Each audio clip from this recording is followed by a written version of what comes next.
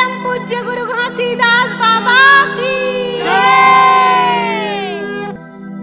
सन्ना नन्ना नन्ना हो ललना सन्ना नन्ना नन्ना हो ललना सन्ना नन्ना नन्ना हो ललना सन्ना नन्ना नन्ना हो ललना सन्ना नन्ना नन्ना हो ललना सन्ना नन्ना नन्ना हो ललना।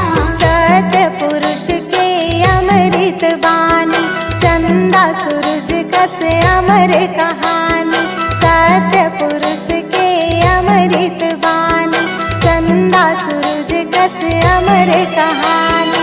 अमृत बानी हो अमृत बानी अमर कहानी हो अमर कहानी। करो डंडा शरण प्रणाम कालो चढ़ावो सतनाम के हो।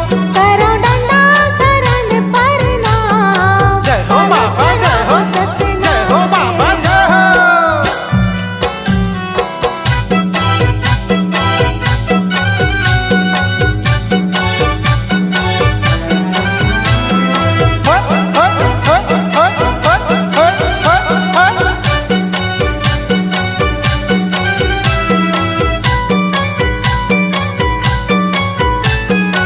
जय हो